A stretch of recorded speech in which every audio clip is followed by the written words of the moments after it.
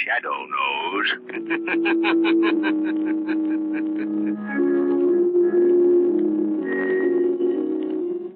Your local blue coal dealer presents The Shadow. These half-hour dramatizations are designed to forcibly demonstrate to old and young alike that crime does not pay.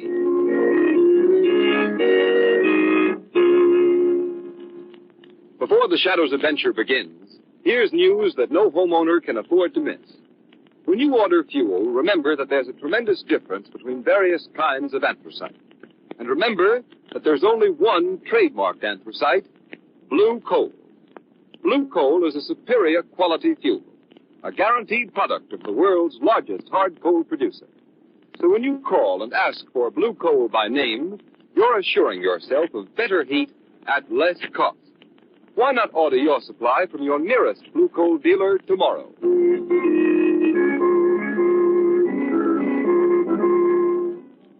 The Shadow, mysterious character who aids those in distress and helps the forces of law and order, is in reality Lamont Cranston, wealthy young man about town.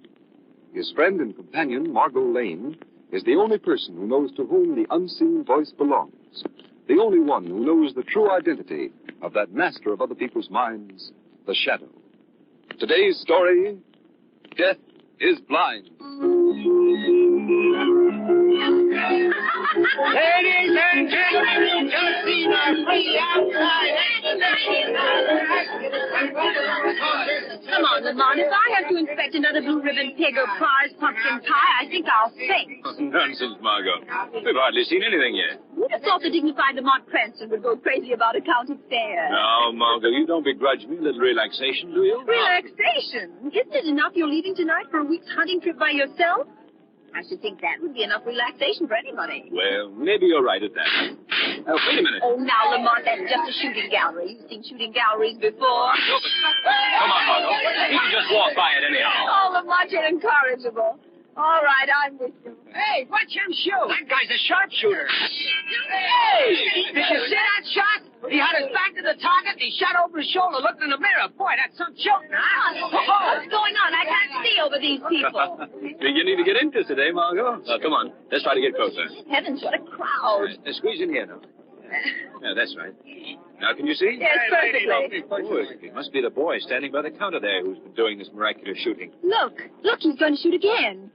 The man behind the counter is handing him another gun. Hey, Arthur, wouldn't you like to try another shot? Oh, gee, I don't believe so. I'm sorry, but... Walter, do not go. Oh, Dr. Layton, I didn't know you were here. I've been in the crowd watching. I'm proud of you, Walter. What I've just seen you do is a credit to my teaching. Oh, thank you, Dr. Layton. Lamont, that old man with a hunchback, the one the boy calls Dr. Layton. Yes, what about it? Oh, I don't know. There's something I think it's his eyes. Well, you know who he is, don't you? Should I? Who is he? There's pictures in the papers occasionally. That's Dr. Franz Layton, head of the research laboratories of the Jordan Process Company. They're plants in this town. I don't care who he is. That face, it's evil, Lamont. He gives me the shivers. Let's go. Go quiet. I want to hear this. Yes, but Dr. Layton, I ought to go home. You see, my mother didn't... Not yet, Walter. Did I understand you to say, sir, that you're responsible for this boy's remarkable skill with a pistol? Yes, I think I can say I am in a way. He had the natural instincts himself, of course, but I helped him develop them. You see, Walter has not only the perfect eye, but the perfect ear. It is a rare gift. Ear? What's the ear got to do with marksmanship? I will demonstrate. Walter? No, please, Dr. Walter, Layton. you will do as I say. Yes, Dr. Layton. Now I take this handkerchief, Look, sir. Lamont. He's blindfolding the boy. Yeah, I wonder just what... Now he is completely blindfolded. He can see nothing. Can you, Walter? No, Dr. Layton. The boy will now give you a demonstration of marksmanship that I bet you have never seen before nor will see again. Give him the loaded pistol. Hey. Here, now, wait a minute. We have conducted this experiment safely many times before. Well, all right. Here's the gun. Take it, Walter. That's right. Now, this blindfolded boy, unable to see anything at all, will shoot once and hit the bullseye of that target. This ain't safe. I'm getting out of here. Calm yourselves, everybody. There is no danger. How's he going to know which direction to shoot in? That's where the ear comes in. You take this cane of mine, stand by the target, and when I give you the signal, strike the gong in the center of the target with the cane. The sound of the gong will give Walter his cue. His ear will give him the direction, and his shot will hit the bullseye. With me standing there, huh? Not on your life. The guy's good, but how do I know he's that good? You doubt my word? Well, mister, I don't say I doubt it, but if he's going to play Will You Tell, he can do it with somebody else. You are cowards. All cowards. I will strike the gong myself. Are you ready, Walter? Yes, I'm ready. Good. I will strike the gong. He hit the bullseye blindfolded. Impossible. I was shot. You see, what did I tell you? He struck the bullseye blindfolded. Now do you doubt my word? Come on, Margo. Let's go. Yes, it's about time. Margo, you realize how powerless the shadow would be against a boy like that? Yes, I know, and just as the boy was about to shoot, did you see that old man? He was trembling, and his face was white as a mask. Yes, I noticed that. Definitely not nice. I wonder what it means. I don't know. This way, Margo. Here's the car. Oh, now you're the one who's in a hurry. You've got plenty of time to get back to town and pack. The train doesn't leave till 9:30. I know. I may have something else I want to do first. Something else? What? If I knew definitely, I'd tell you, Margo. Offhand, it looks as if the shadow... The shadow? Now, Lamont, when you agreed to take this hunting trip, it was to be an absolute rest. Now, you promised me you'd forget all about the shadow, for a week at least. I know. That's just what I intend to do. But before I go... Yes? Well, before I go, I think the shadow is going to imitate our young friend Walter back there and take a shot in the dark.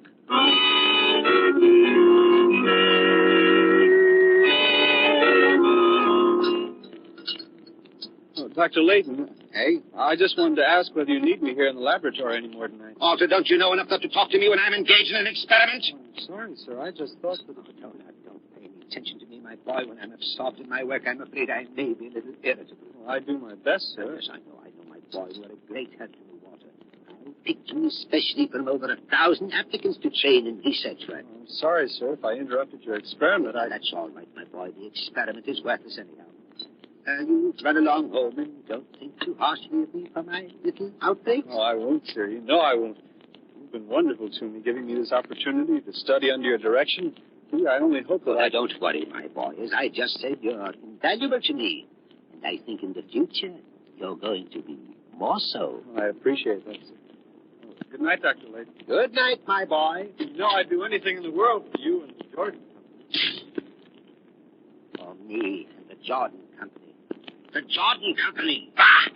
A group of hot-blooded capitalists living off someone else's brains.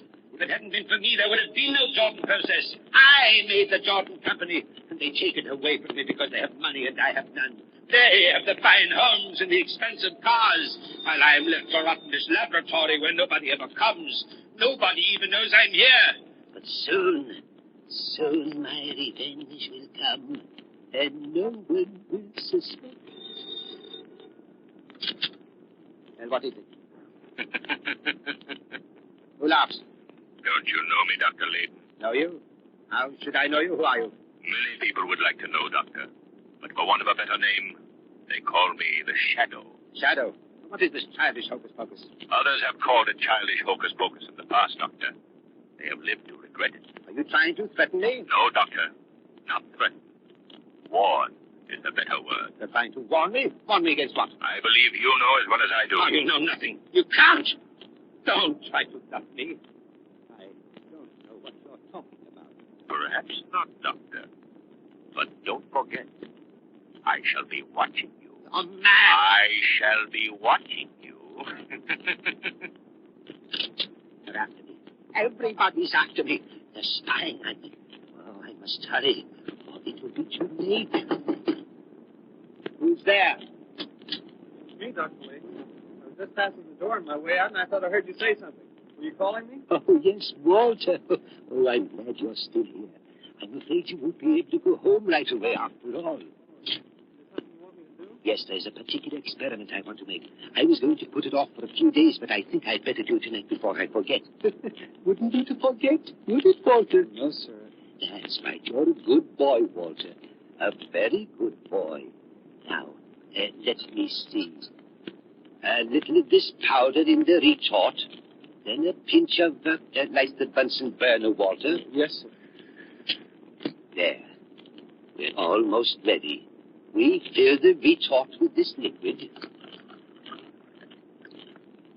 Now we put it over the flame.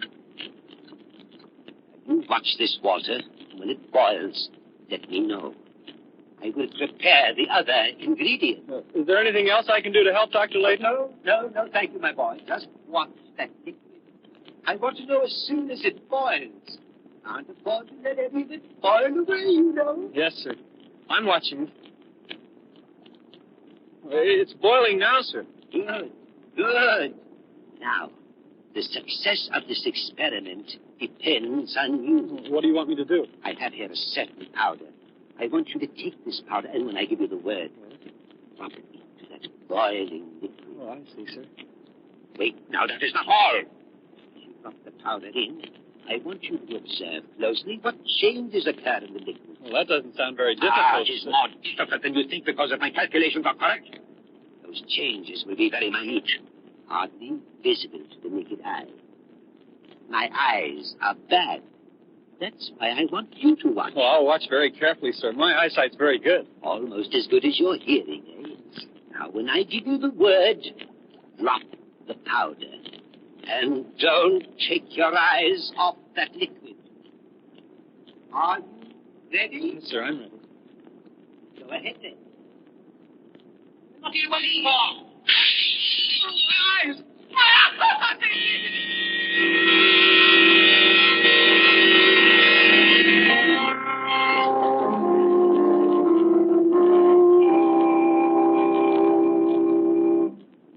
We continue with the second part of the Shadow's thrilling adventure in just a moment. Meantime, a question. Men, wouldn't you like to end those tiresome trips to the furnace for your wife or other members of the family? Wouldn't you like to know that when you fix the furnace and leave the house in the morning, the fire would burn steadily throughout the day and give more even, more dependable, and more useful heat? If you want that kind of time and trouble-saving performance from your fuel, then insist on blue coal when you order anthracite. Blue coal is different from any other anthracite. It's a medium, free-burning hard coal. That means it will burn steadily and more evenly, right down to a fine, powdery ash. With blue coal, there's far greater all-around economy. There's less heat lost up the chimney, far less wasted unburned coal in your ash bin. And, too, you'll find that blue coal requires less furnace attention. It's carefully sized, so that it banks better, burns better, and can be handled far more easily. Furnaces in this part of the country were especially designed to burn anthracite. So if you want America's finest anthracite, order blue coal. Then you'll be sure to get better heat at less cost. Call your blue coal dealer tomorrow.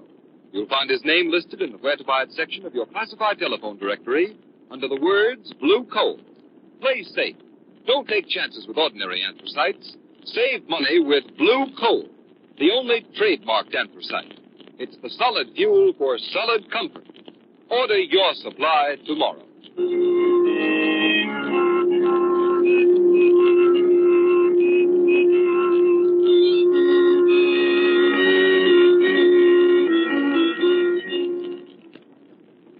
Who is it? It's Gates, Dr. Layton. Come in? Oh, yes, Gates. Come in. Sorry to bother you at home like this, Dr. Layton, but I wanted to see you about that unfortunate boy, Walter Dunn, who was injured in your laboratory several days ago. Well, what about him? Well, as personnel manager of the Jordan Company, I'm especially concerned about the boy. I understand at the hospital that the poor fellow will be totally blind for life. Too bad, but accidents will happen. We're paying all his hospital and doctor's bills, of course, and in addition, the directors had a meeting today, and they thought it was only right for the company to make some provision for the boy's future. And Mr. Gilmore, the president of the company, thought that perhaps you could suggest what's the best thing to do. Oh, Mr. Gilmore thought that, did he? Well, Mr. Gates, I'll tell you what I'd advise the company to do in the case of Walter Dunn. And what's that? Exactly nothing. But, Dr. Layton, surely you would... Suppose I were to tell you that Walter Dunn was a worthless, no-good scoundrel, that I caught him making tracings of various things I was working on here in the laboratory with the intention of selling them to our competitors. Well, you can't be serious. I never was more serious in my life. The boy spied on me. He spied on me, I tell you.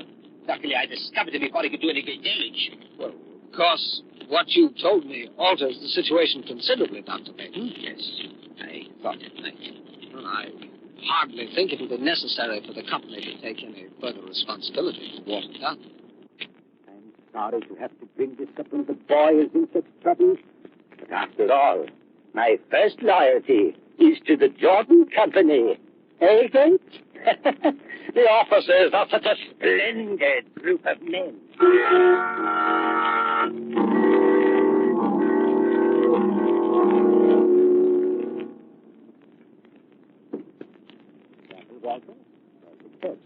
Thank you, Dr. Lake.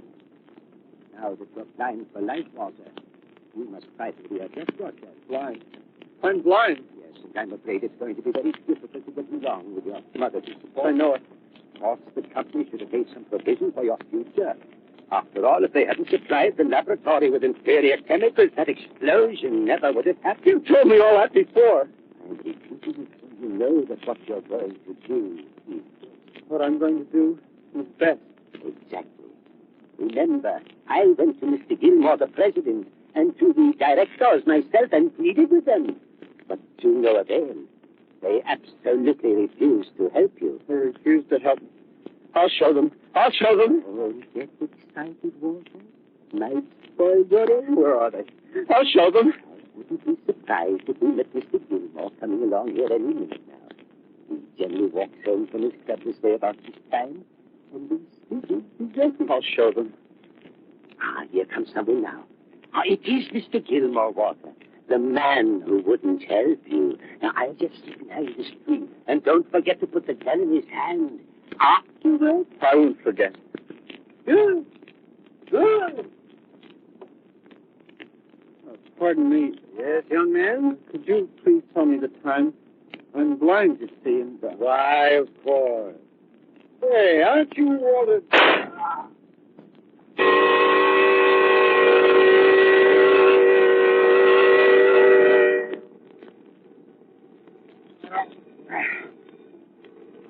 I wonder where it is.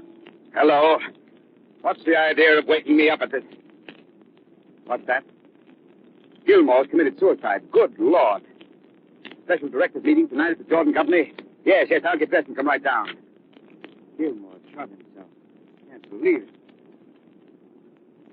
That.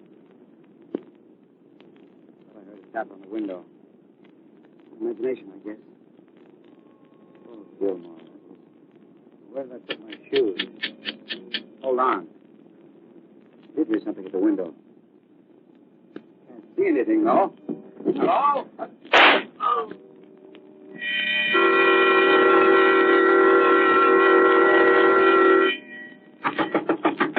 I'm coming. Don't be so impatient. Well, what do you... Walter Dunn, what was it?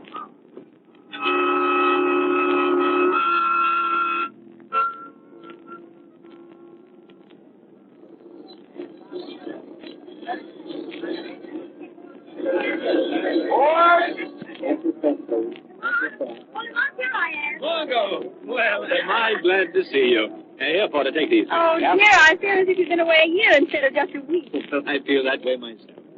Well, anything out of the ordinary been happening? Well, nothing much except a rather strange epidemic of suicide. Seems as if the directors of the company all got tired of life at the same time. Epidemic of suicide? It's not by any chance the Jordan process. Why, yes. How did you know it was the Jordan company? Wait a minute. Jordan, what do I associate that name with? A county fair, an old hunchback with a face we didn't like, the boy sharpshooter. Of course. Why am I so stupid? But tell me, what do you know about these suicides, Margo? Was there any significant fact connected with all of them? I don't think so. Oh, wait a minute. I did notice something that was true. Each suicide shot himself through the mouth. Margo, a week ago, the shadow warned a certain man on the telephone. I see now that one warning was not enough. Your suicides were not suicides. What do you mean, Lamont? I mean this, Margo. When a man is going to shoot himself, he doesn't do it through the mouth. There's something about looking into the black muzzle of a gun that seems to deter even an unbalanced mind. One of these men might have done it that way, certainly not all.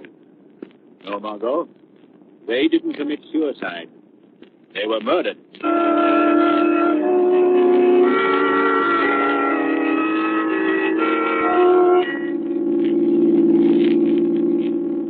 Let me see, Margo.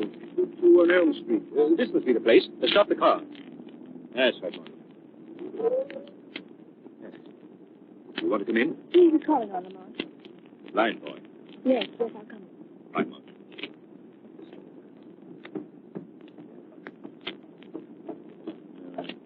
guess this thing's the bell. What do you want? Does Walter Dunn live here? Well, I'm his mother, but he ain't in. You don't know where I could find him. No, I don't. He's probably off somewhere with that lady man. Do you mean Dr. Layton? That's the one. Ever since he got hurt, well, Walter's always with him. It seems like he... Who are you, from the company? No, I'm a newspaper man from the city. Well, I can't tell you anything. Come on, Margo.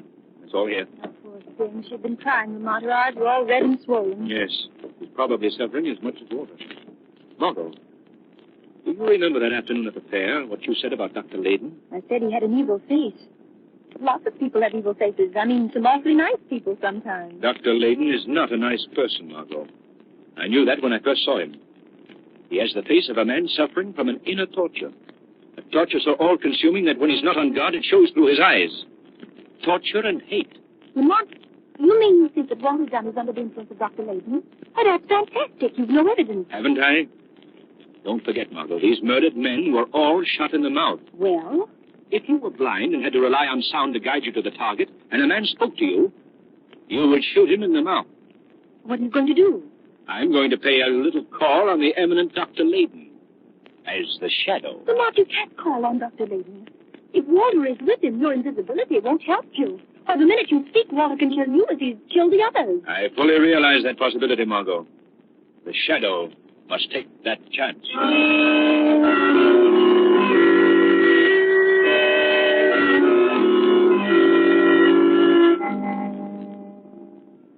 Well, Walter, things are coming along splendidly. Yes, Dr. Layton. With all the executives committing suicide. Our own special brand of suicide, eh, Walter? The company's stock is dropped to nothing. Soon I will have control. I, Dr. Franz Layton, the despised old crank puttering around in his laboratory. Yes, Dr. Layton. Oh, the country police are stupid. They suspect nothing. It's a wonderful scheme, Walter. A brilliant scheme. Nobody could see through it. Nobody, Dr. Layton. Who speaks? Walter, the door is open. I closed it. I'm sure I closed it. Don't get up, Doctor. I'll close it again. There. Who is it, Dr. Layton? I don't know. I can't see him. Can't see him. Are you blind too, Doctor? No, I'm a blind But you can't see me, is that it, Doctor? I don't know. Walter, tell me. There is someone in this room, is there not? Yes, Doctor. He's standing right near you. His voice comes from there. Well, who are you? A disembodied spirit? Speak. We have talked before, Dr. Layton. I am the shadow. Shadow. Though you cannot see me, I am here. Doctor, I'm afraid your little game is up. Your blood. Yes, Dr. Layton. Walter, this man, this Dr. Layton. Shot him, Walter. Yes, but only in the arm. Listen, Walter. Shoot him again, Walter. Shoot him again. Walter, stop. Listen to me. Dr. Layton's made a catch bar of you. Shoot again, Walter. Shoot again, you fool. Walter, listen to me. Layton lied when he told you the company wouldn't take care of you. They planned to provide for you and your mother for life. No, I don't believe it. Wait, don't shoot. I'm telling you the truth. Dr. Layton has tricked you from the beginning. Has deliberately plotted that you commit the crimes he hadn't the nerve to carry out himself. He's lying. Shoot, Walter. Shoot. Walter, listen. Would a chemist as brilliant as Dr. Layton have an accidental laboratory explosion? Shoot, Walter, you fool. Walter, you've got to believe me. He deliberately blinded you. You deliberately blinded me. No, Walter. My word of honor. Walter. No. I've been so foolish. I believed him and trusted him. I shot you. I'm not badly hurt, Walter. You better put that gun down now. What are you going to do? I'm afraid I'll have to send for the police. Oh, the police? No, I know the best way.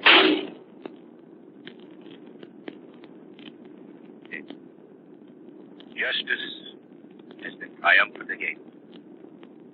It's horrible that a fine young boy like Walter Dunn should have to come under the influence of a man like me. But the near guilty must suffer with the guilty. Law and order must prevail.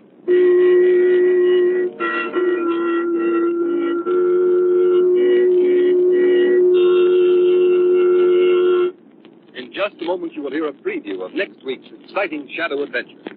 First, an important message from your old friend, Blue Coal's heating expert, John Bartlett. Thank you, Ken Roberts, and good evening, friends. There are still many homeowners who make the mistake of leaving the fire door of the furnace open in order to check the fire or to bank the fire at night. That is not only unnecessary, but it's a bad practice and false economy. Gas is given off by burning coal to go up the chimney. When the fire door is left open, these gases escape and are wasted. That's why I urge you always to rely entirely on your furnace dampers, not only to regulate the speed of your fire, but when you're banking it as well. Never open the fire door except when refueling. When you want to retard your fire, simply close the ash pit damper and open the check damper in the flue pipe. This is the correct way to check your fire quickly and safely. Remember that your Blue Coal dealer will be glad to send a John Barkley serviceman to inspect your furnace dampers and see that they are in proper working condition. John Barkley men are trained heating experts. They will be glad to assist you in properly heating your home without any obligation on your part. I thank you.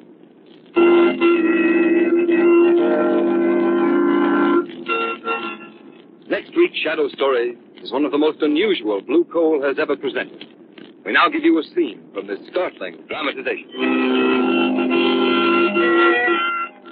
Dr. Mahler, Lamont, look, Mrs. Collins not dead. Not dead. Margo's right, miss.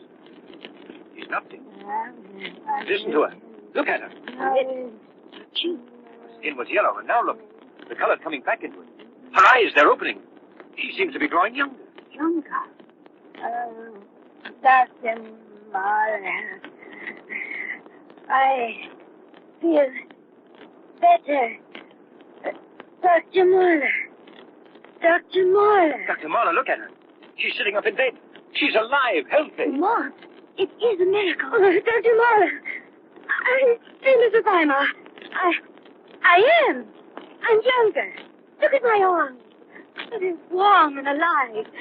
My cheeks are round and full, like they were years ago. Oh, you make me young, Dr. Mahler. Young.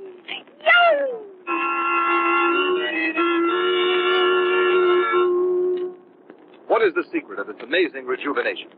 Be sure to find out next week in the Shadow's newest adventure, Fountain of Death.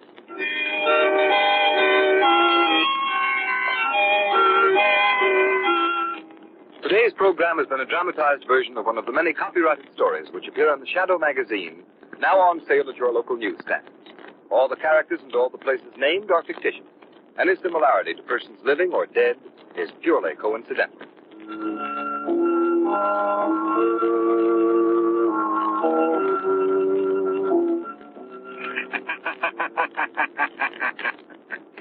The weed of crime bears bitter fruit. Crime does not pay. The Shadow knows. Next week, same time, same station, Blue Coal, America's finest anthracite, will again present The Shadow. Be sure to listen, and be sure to burn Blue Coal, the solid fuel for solid comfort.